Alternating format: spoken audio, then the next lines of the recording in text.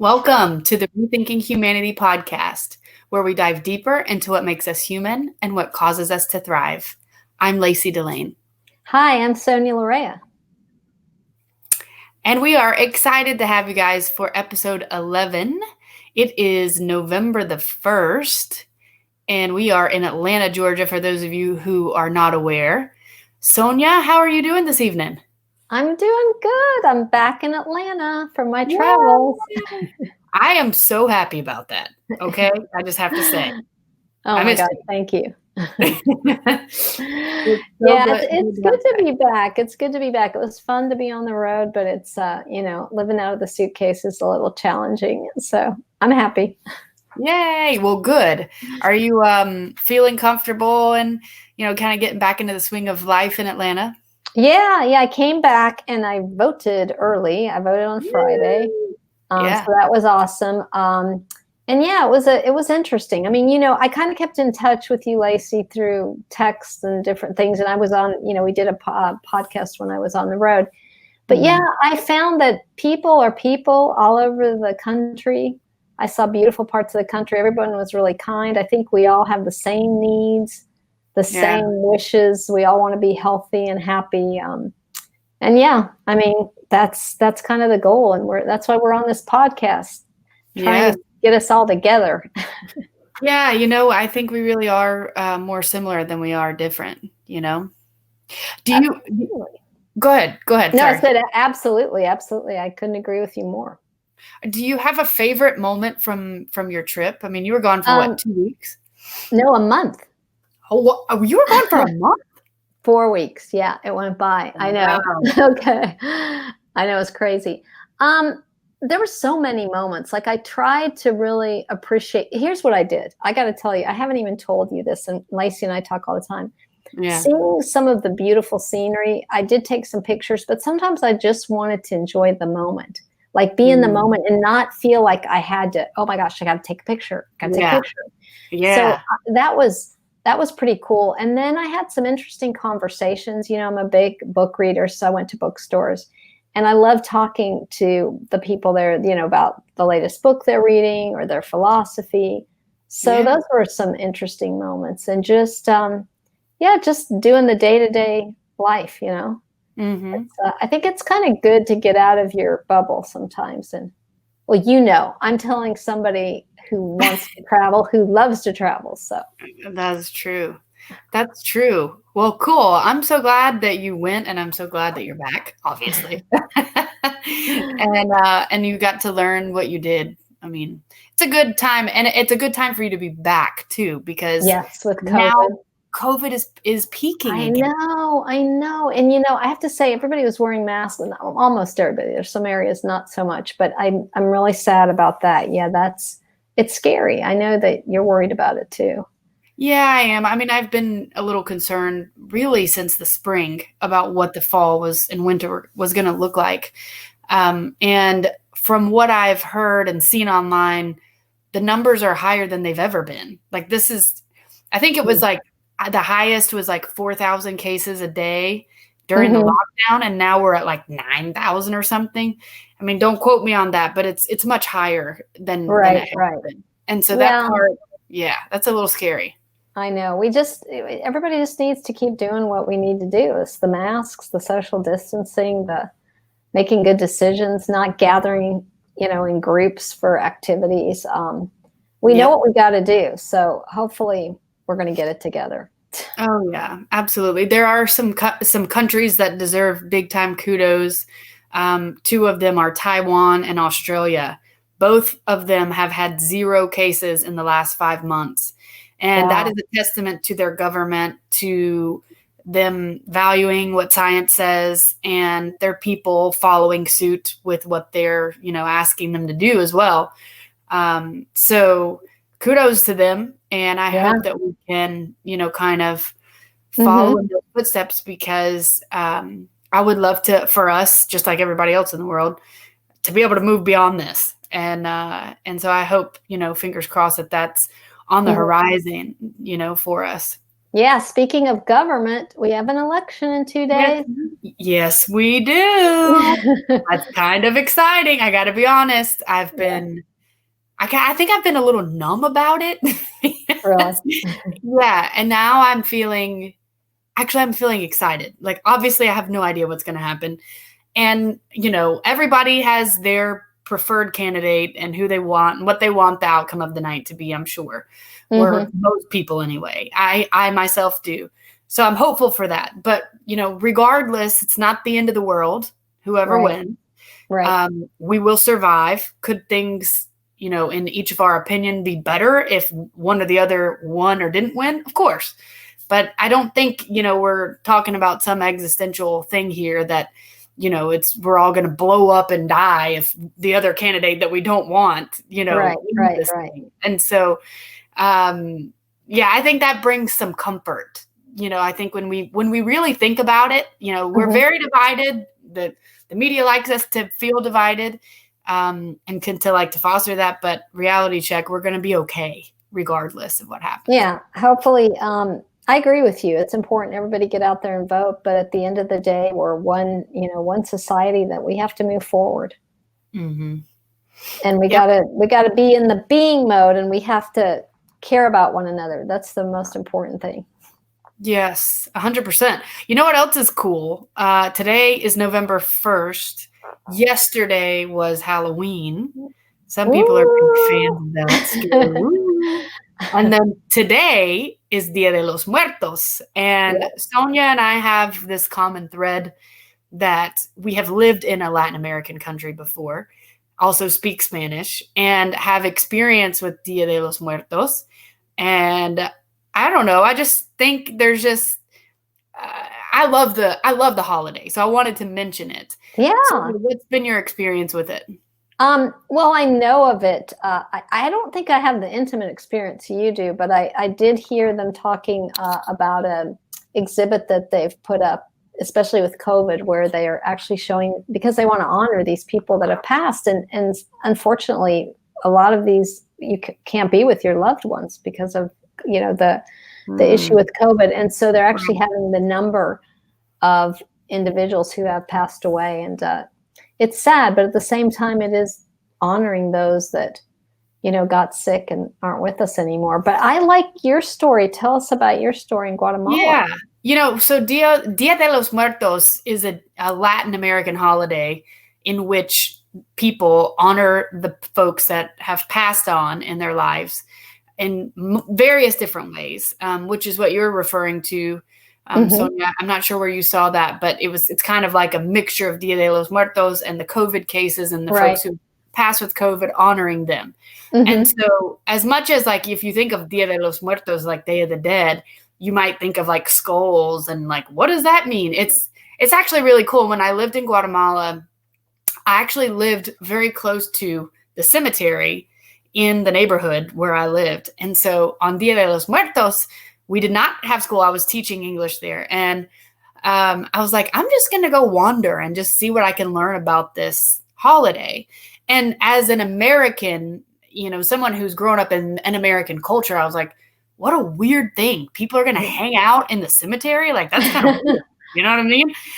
I just think most Americans would be like, what are you doing? You know what I mean? Right, right, That right. was so cool because they went into the cemetery as a family. They would bring flowers, they brought drinks, they brought food, and then they just would like go to their gravesite of their family member, Hmm. hang out together and honor their dead, drink, eat, be together. Some of the folks would like brought flowers. I said that already. Balloons, and there were people flying kites too. Oh my And I God. was asking like, what does this mean to you? And they're saying, the balloons, the kite. It's like saying to our loved ones, hey, we're here. We're thinking of you. We love you. We haven't forgotten about you. We appreciate you. And I'm like, damn, this is so cool. What a Very cool way to cool. honor Very, very someone cool. who passed. Yeah. That they want to continue to have them in the family. They're still part of us. It's a, it's Yes. a, it's a beautiful holiday, actually. It really is. Yeah, and I love saying it. It's fun to say. Dia de los De los Muertos. Muertos. Spanish is a fun language. Okay, I can't help it. Yeah. Nice. So Tuesday is going to be an interesting, fun day. We hope you all are safe and taking care on Tuesday. Whatever happens, we're here on the other side, and everything's going to be fine. So yeah, and today we are going to finish out chapter 6, which is further aspects of having and being. We have 2 sections from this. It's joy and pleasure and sin and forgiveness. Now, being the anti is probably a bummer. Being the non-religious person that I am, at first I was like, sin and forgiveness, but I'm telling you, this is so cool. You're going to love this. I promise. So good. It's so good. All right. So we'll start with joy and pleasure. And before I get into that, I will say to everyone 2 things. We're still having people buy us coffees. Thank you. That's at buymeacoffee.com/Sonia Larea/Lacey Delane. That's a separate one. And then /Victor Ho, our awesome technical producer. We could not do this without him. We would not be here without him. Thank you, Victor Ho. Buy Victor a coffee, please. Buy the coffee. Anyway, so thank you to Cheryl and Steve, who bought us a coffee. And I believe, John Vass, who I was on his podcast earlier this year. He bought a coffee for us. Wow. Cool. Yeah, so that's cool. So thank you guys for buying us a coffee. And then lastly, please follow us on Instagram. We're keeping it up to date a couple times a day, well, as much as we can, but I'm having fun with it. Sonia posts, Victor posts. So it's at Rethinking Humanity on Instagram. Check us out. Check us out there. And we'll love to see you there. And do you want to tell everybody what's happening Friday? Oh, yeah. Let's tell everybody what's happening. Do you want to tell? Well, we are doing a special episode with our philosophy people. Yes. It's going to be really cool. I hope everybody tunes in. Yes. Actually, I'm so glad you said that, Sonia. I want to tell everyone to check our Instagram page because we have posted about this, and there's a link to the talk that Eric Fromm gave on human rights and the automaton citizen. That's what we're going to be discussing with 3 folks from the Atlanta Spark Social Meetup Group. It's a philosophy meetup group. And so these are some really intelligent folks, and we love them. And so this is going to be excited. Yes, there's going to be a Rethinking Humanity interviews live Friday night. So don't miss it. Don't miss it. It's going to be awesome. Sweet. All right, let's jump in. Sonia, do you have anything? Well, what is it that kind of jumps out to you when we talk about the section on joy and pleasure, and the whole like idea behind the comparison of the 2? What jumps out at me that you and I spoke about earlier is I really related to pleasure, which I think most people will, because I think of hedonistic pleasures, eating, drinking, earning money, winning the lottery, all the things we think of, buying, shopping. But joy is a little bit more of a challenge to define, at least for me. And I think in what Fromm talks about, and I know you're going to get into it, is more coming into oneself, like it's actually, there's multiple definitions. So I'm going to let you take it away. Okay, cool. Yeah. No, and you're right. It is coming into oneself. I think he opens this section by, saying, hey, it's really easy to read when you see the word joy to think of it as pleasure, like to mistake the 2. And he said it's because we live in a society that's basically the only way we enjoy is via pleasure. Sure. And so he says, but the distinction between joy and pleasure is actually crucial. And it's particularly so in reference to, surprise, surprise, the distinction between the being and the having modes. And you might be able to guess which one is which. So before we get too far in this, I want to challenge you listeners. I want to ask you some questions really quick. and let you kind of reflect. Because as I was going through this section, I was like, I want to really, before we get into it, help you all think about how you might define the differences between the two, or define the two and feel the differences. So I want to challenge you to think of a time when you felt pleasure and what that was like. And then comparatively, I want you to think of a time when you felt joy. And if you can think in your mind, kind of what are the differences in what you felt, and maybe even how you felt afterwards. Okay, Sonia, any thoughts on that initially? Wow. Well, like I was thinking about it earlier, and I mentioned this to you, Lacey, that I don't know that I've had a lot of experiences of joy or that I can point to. I kind of have a few that I've thought about, but the comment that I was going to make too that you've touched upon is, I think because we have this lack of joy, we're always seeking those pleasures. It's we're running towards that joy. Well, if I do this, if I get this, if I, it's again the having, that we're going to get to that place of joy, which that's really not what joy is. I think joy comes from a sort of evolved, like who you are, and how can I put this? I think it comes from a selfless place, and that's something that's what comes up for me. Okay.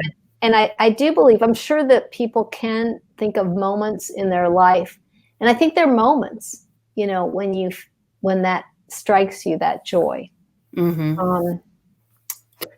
So specifically, I'm going to have to ponder that.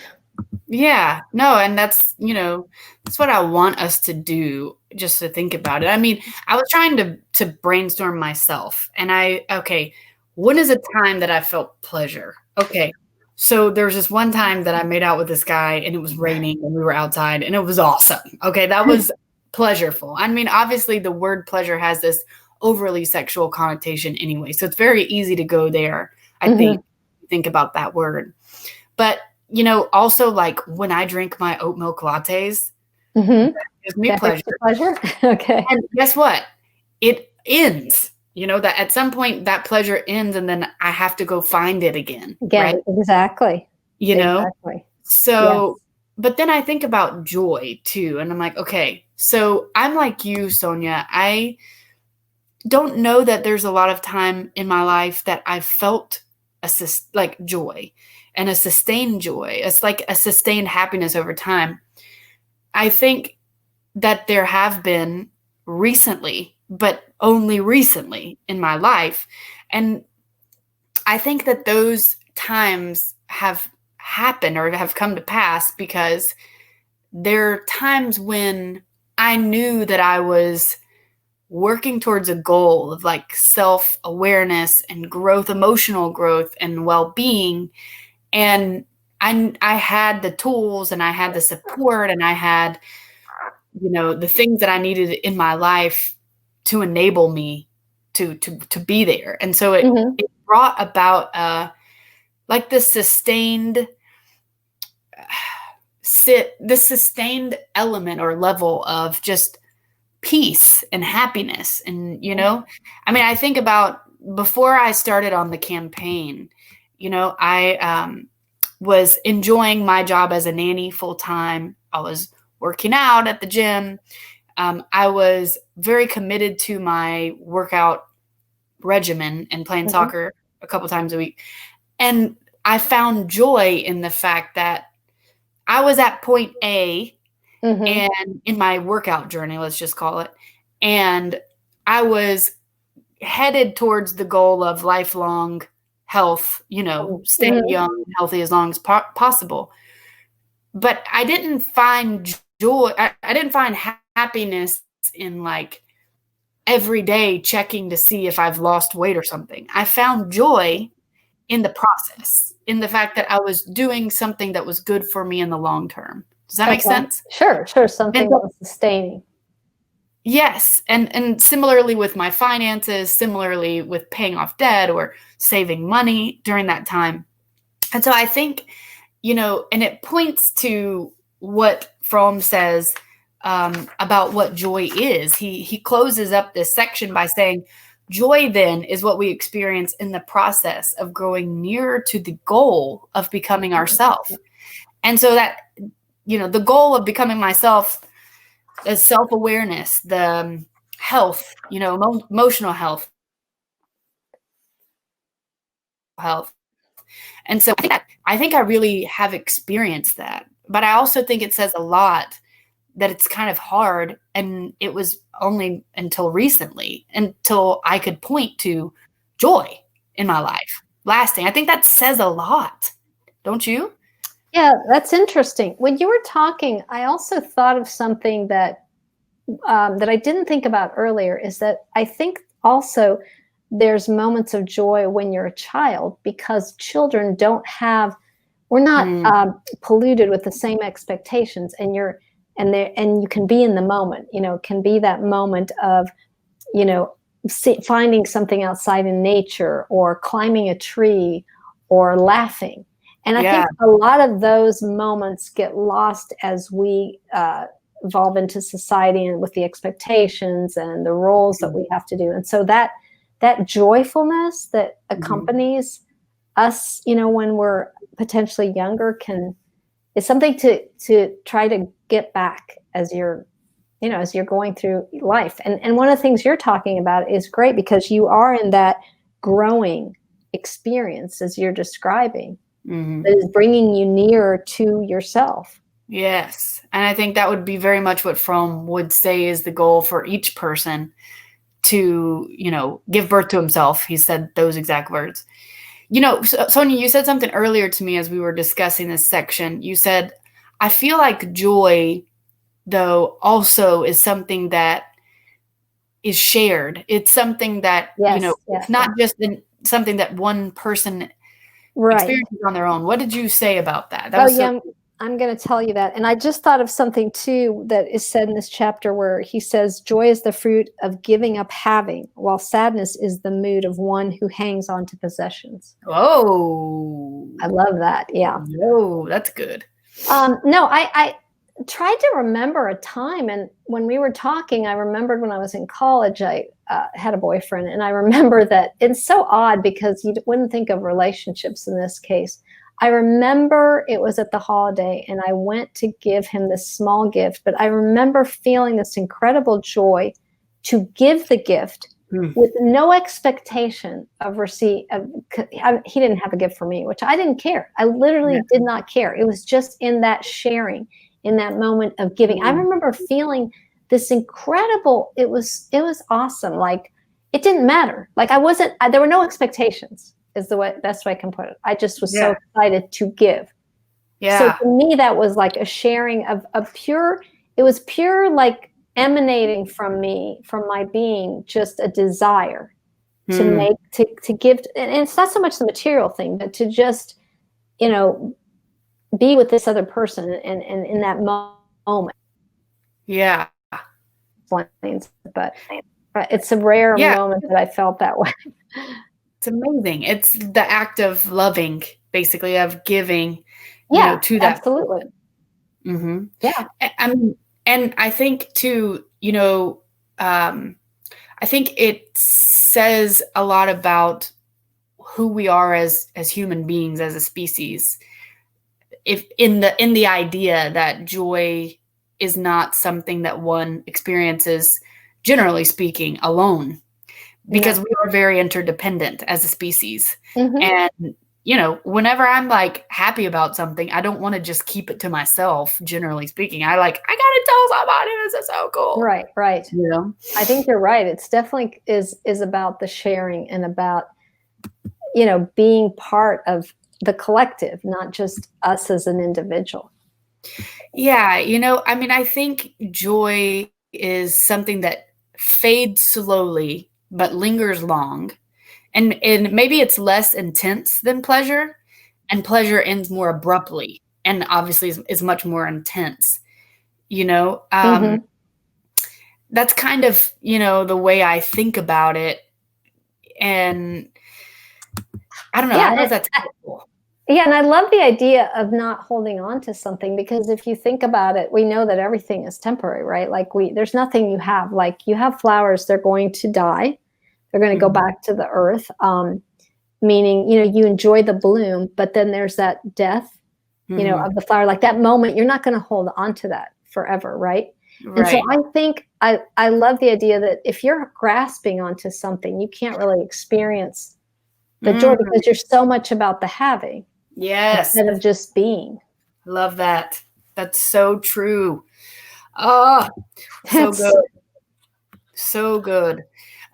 So in this section too, he talks about Master Eckhart, which we've talked about before, and how Master Eckhart sees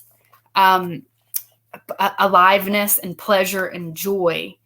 And so he taught that aliveness is conducive to joy. And, it makes me think of the song it's a Sia song.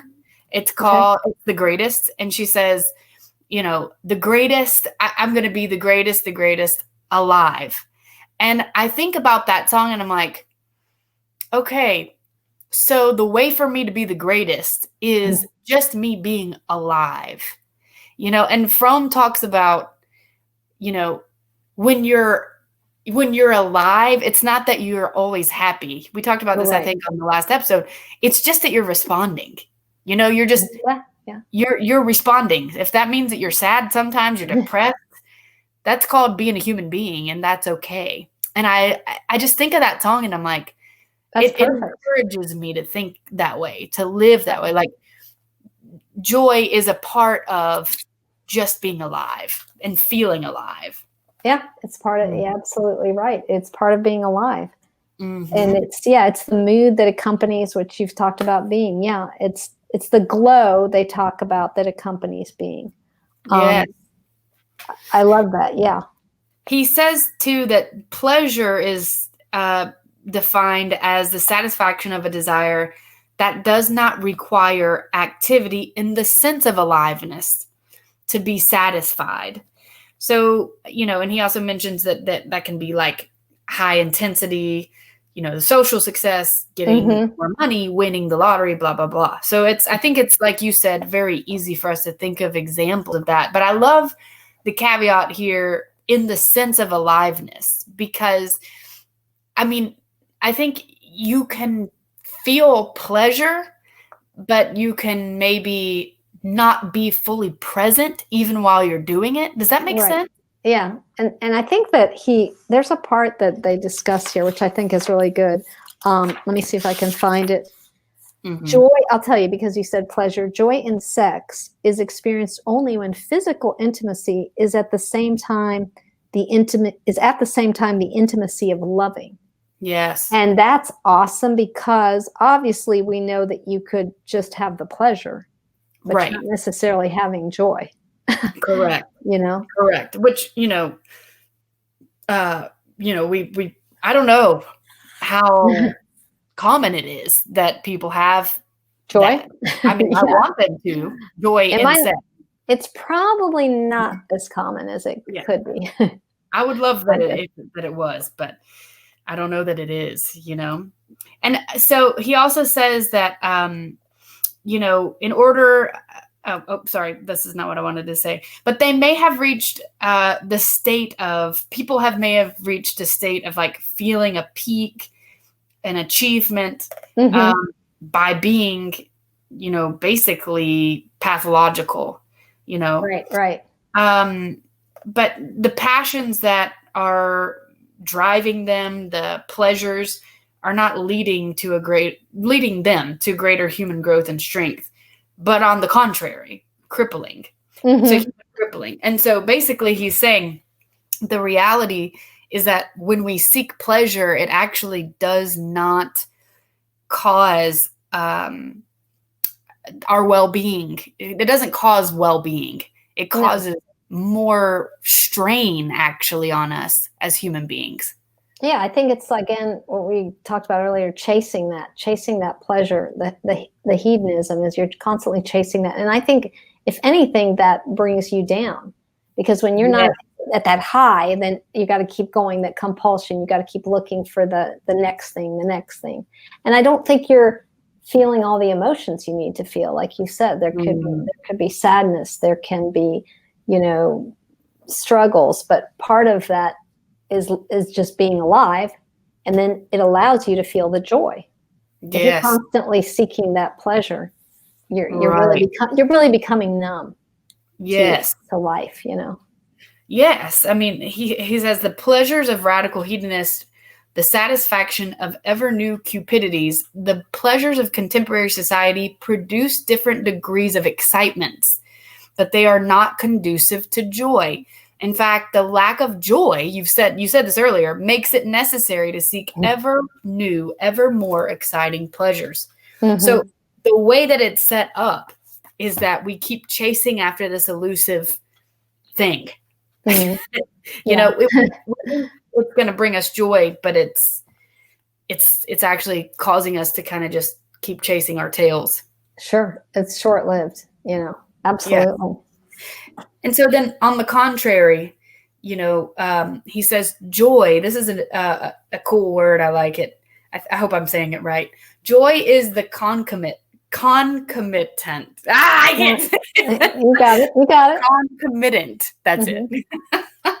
Oh my God. I don't know why I got so tongue-tied. Joy is the concomitant of productive activity. And that just means it's a naturally occurring phenomenon that accompanies or follows something. So joy naturally comes out of of productive activity. Now, let me ask this question. How many of you, when you get to work and while you're at work for every second, and when you get off of work, feel joy? Yeah, I didn't think so. So obviously we've had conversations about what productive activity is, and there's a very big difference between what we call it in society and what it really is. But so, yes, joy, he says, is the glow that accompanies being, and really productive. The point of that is really productive activity actually produces joy. Sure. Yeah. Mm-hmm. This is something for people to really sit there and ponder, think about, right? Yeah. And I mean, I guess the last thing I would say on this is that, Spinoza, I'm reading another book on Spinoza right now. Spinoza's just awesome. But Spinoza says that joy is man's passage from a lesser to a greater perfection. Yeah. I think that's cool. Yeah. I love that. All right. Cool. You ready? Sin and forgiveness. Let's do it. So the next section is called Sin and Forgiveness. And I'm sure the audience, everyone has their idea of what they believe sin is and forgiveness, because most of us are living in the Western world where we've been exposed to the Christian traditions. So what I love about this part is there's just so much depth in this section. One is that I would say that the way Fromm defines sin is identical with disobedience toward the will of God. That's kind of the lesson that we've all learned, that when you disobey God. But what I think is interesting is how he brings the whole idea of sin back to even the state. He talks about it in a secular way and also a religious way. So if you think about the church having like a social order, it's sort of similar to capitalism because it requires that individuals follow obedience. There's an obedience. And people have had to learn to fear, or they've learned to fear authority, and they've internalized this fear to transform obedience into a moral and religious category. Yeah. So it's even a subconscious that we're unaware of that, but that's kind of the society. Does that make sense to you that we've been in? Yeah. I mean, it's like the church and state worked hand in hand to accomplish their goals. Control, basically, which is a sad thing, but it's just reality and it's true, Sure.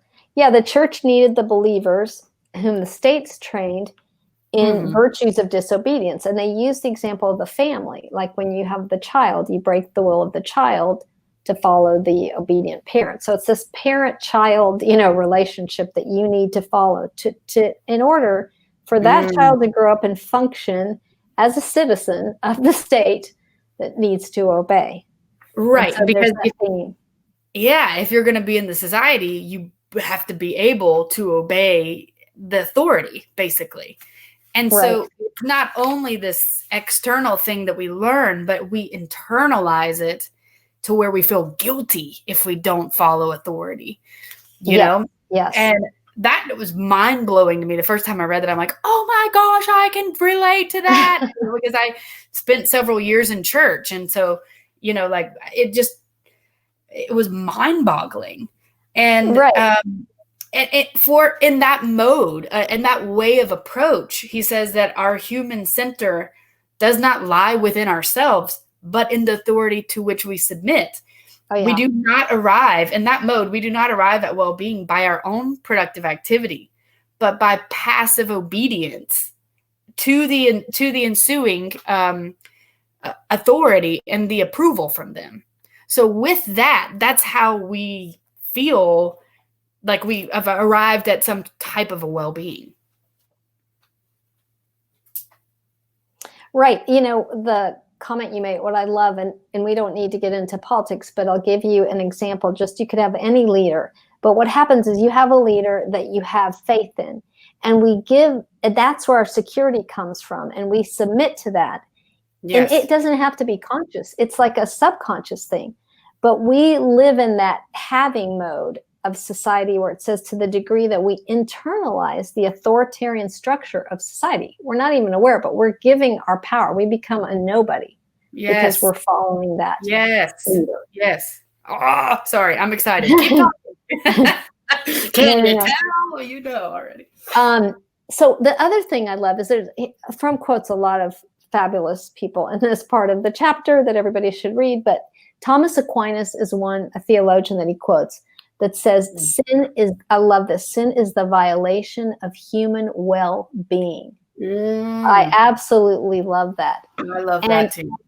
They give the example, like you're in this vicious cycle. You have sin, which is your disobedience. Then you have guilt. Then you have punishment. Then you have forgiveness and redemption. And the circle starts again and again. That's what we kind of go through.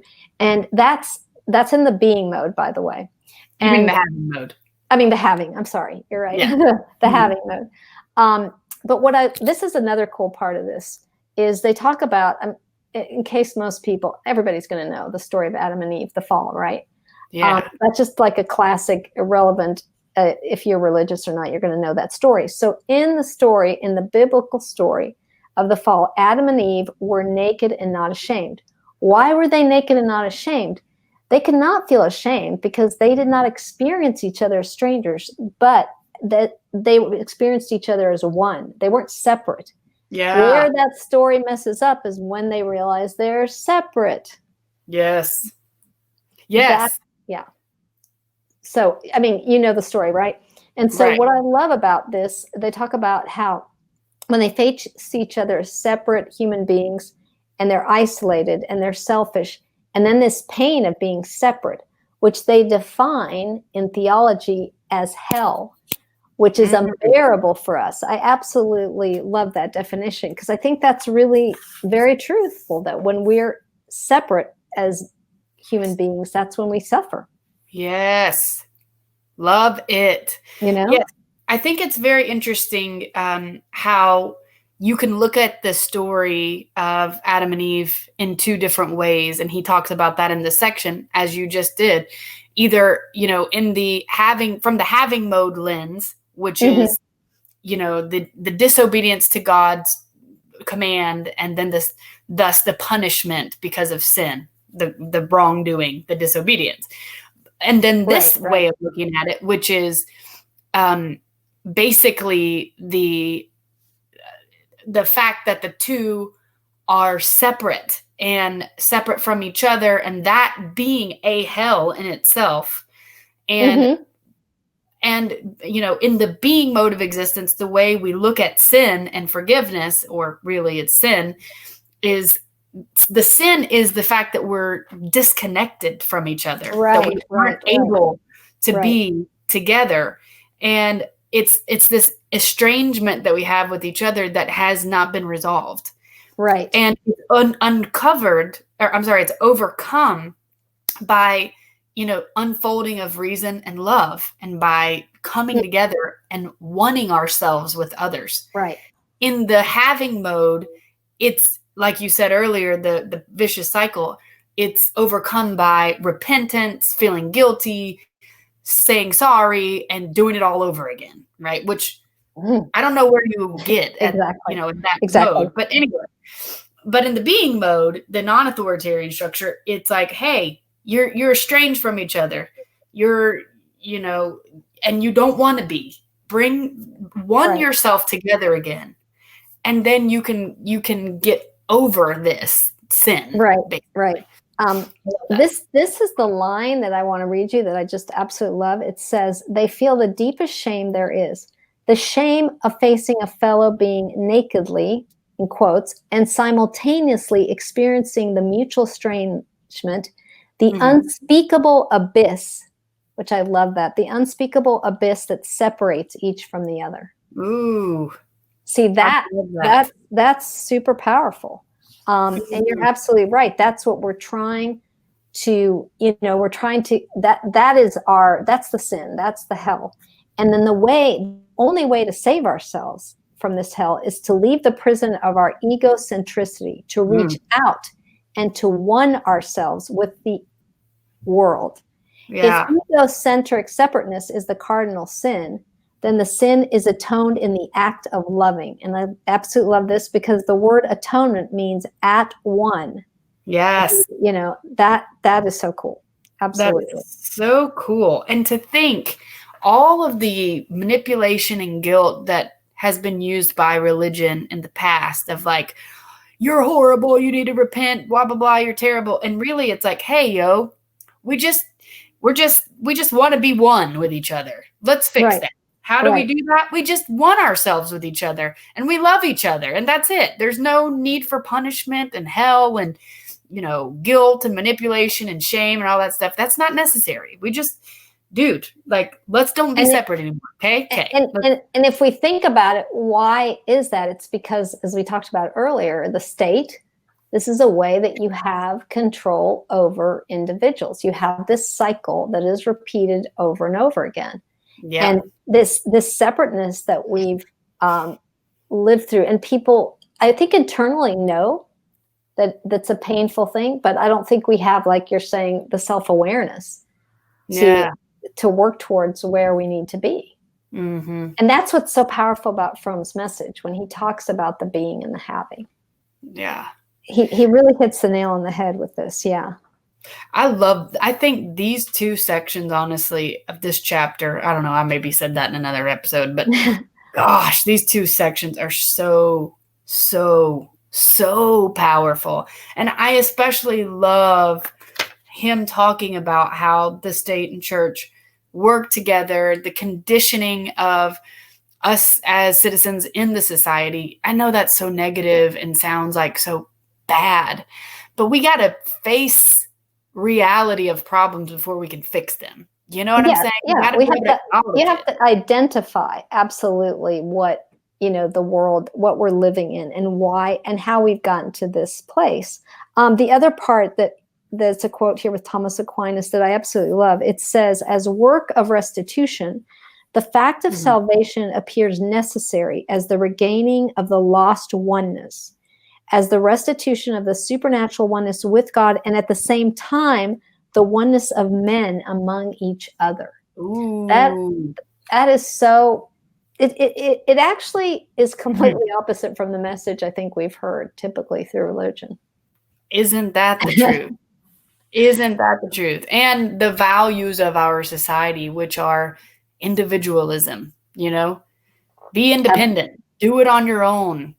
And there is something different that's so valuable about really being able to truly be your authentic self and share that with someone else.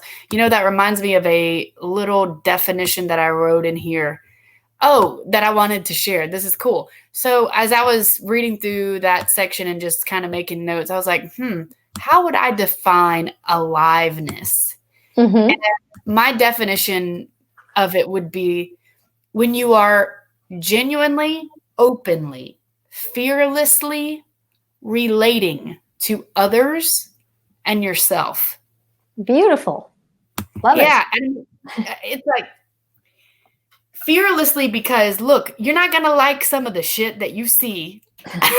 You're not going to like it that you realize, oh, I feel depressed right now. But you're fearlessly facing these things about yourself and others, and you're relating. And you're like, you know what, Sonia, I don't want to admit to you that, whatever I did to my friend the other day that was horrible, but I'm telling you because I'm going to fearlessly be honest about who I am with you. And that's when I'm fully alive. I agree. No, that's a perfect definition. I love it. Absolutely love it. I have to tell you, this is another part that I didn't bring up, but I think it kind of ties us all in. It says, since the sin of separateness is not an act of disobedience, it does not need to be forgiven, but it does need to be healed. And love, not acceptance of punishment, is the healing factor. Is that perfect? Come on. Come on. And you said hell is not some place, he speaks of this in the chapter. Hell is not some place where you are punished forever because you're a horrible person. No. It's being separate from each other. Being separate. Yes. That's what, that we talk about a lot here. Yeah. Mm-hmm. It's that separateness. It's very, very, very powerful. I mean, this is something you could just keep going on and dig deep into. Guys, you gotta read Eric Fromm. I know. I hope we do a good job of presenting it, but there's so much more here that you can gain if you read it yourself, Right.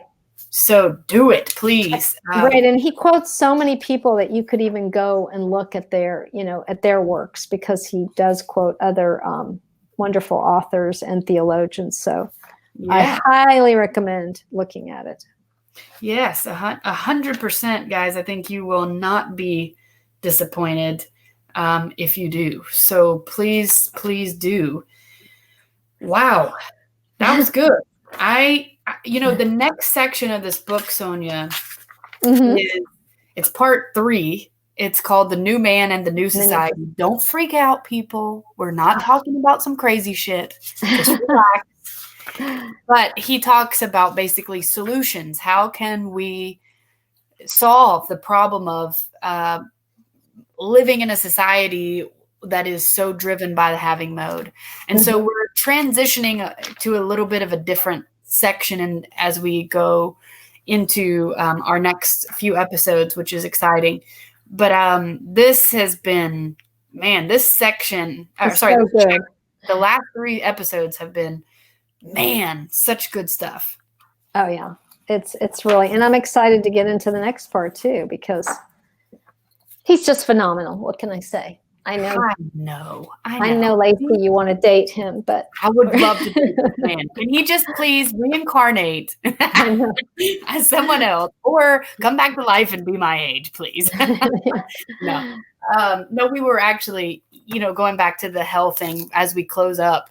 I think we had talked about this, Sonia, I said, I just think it makes perfect sense, or maybe you were on the road, I don't know, but I said, it just makes sense to me that if God is this forgiving being, that we would be reincarnated. Like reincarnation, I was telling Dana this, that reincarnation makes sense. And, she said that that's actually was a theology or something that they believed in Christianity a long time ago. Okay.